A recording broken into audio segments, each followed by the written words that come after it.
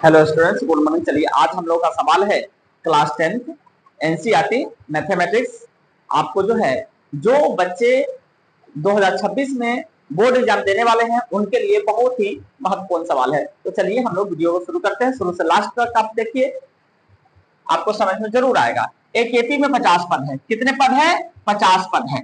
AP का अगर आपके पास थोड़ा सा भी जानकारी हो तो पद का मतलब होता है एन, यानी एन का वैल्यू कितना दिया हुआ है? तो 50 दिया हुआ है। ठीक है, जिसका तीसरा पद कितना है? 12। बस करना कुछ नहीं है, जैसे जैसे सवाल दिया हो उसको पढ़ना है, उसको लिखते चलना है। आपको सवाल एकदम किसी भी तरह का सवाल हो निश्चित रूप से समझ में आएगा।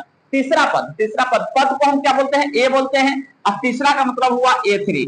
A3 बराबर कितना दिया है? 12 दिया है। कितना दिया है? 12 दिया है।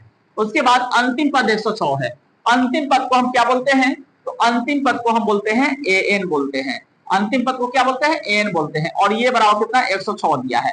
इसके बाद तक 29वां पद इसका ज्ञात करिए, यानी 829 आपको क्या करना है? तो पता करना है। 829 क्या करना है? तो निकालना है हमको। अब चलिए, A3 बराबर दिया हुआ है 12। A3 कितना दिया है? 12। अब चलिए, AN का वैल्यू क्या होता है? फॉर्मूला क्या होता है? N बराबर होता है A plus N minus 1 into D होता है। तो इसके हिसाब से हो जाएगा N का वैल्यू कितना? 106 दिया है। 106 बराबर A का वैल्यू कितना दिया है?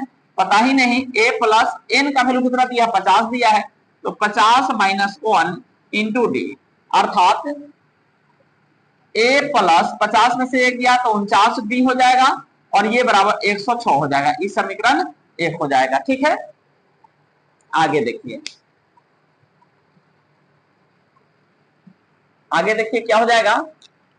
यहां से देखिए A3 बराबर, एक और देखिए, A3 बराबर क्या दिया है? A3 बराबर कितना दिया है? A3 बराबर A plus N minus 1 into, यहां देखिए N का वैल्यू तो 3 है, तो 3 ले लेंगे। 3 माइनस 1 इंटू डी हो जाएगा। इसका मतलब हो जाएगा A प्लस 3 में से 1 गया था, कितना होगा? 2D, और ये बराबर A3 का वैल्यू कितना दिया हुआ है? 12 दिया हुआ है। तो यहाँ पे हम 12 लिख लेंगे। इसको हम समीकरण 2 मानेंगे। अब देखिए A प्लस 49D बराबर 106 आ गया।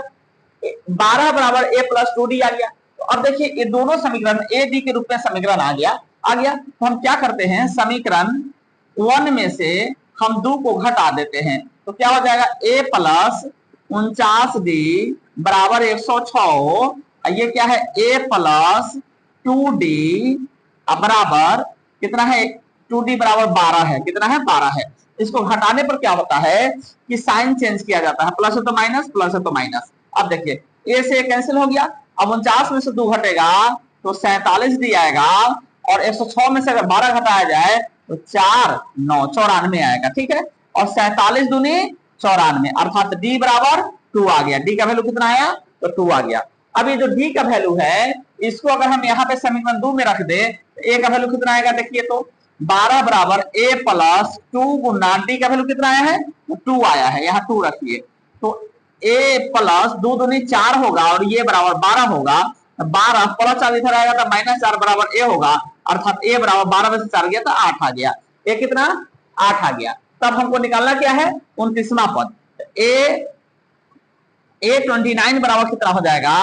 A plus N minus 1 into D formula होता है। A का वैल्यू कितना है?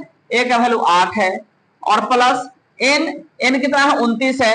तो 29 माइनस 1 इंटू डी का वैल्यू कितना आया है? देखिए 2 आया है। तो यहां से हो जाएगा 8 प्लस 29 में से 1 गया था 28, गुना 2 हो जाएगा। 8 प्लस 28 दूनी 56 हो जाएगा, और 56 8 कितना हो जाएगा? 64 हो जाएगा। यही हमारा कितना हुआ? तो आंसर हुआ। ठीक है, वीडियो अगर अच्छा लगा तो लाइक शेयर कमेंट जरूर करिएगा। कमेंट करके आप यह जरूर हमें बताएं कि आपको वीडियो कैसा लगा। थैंक यू, धन्यवाद।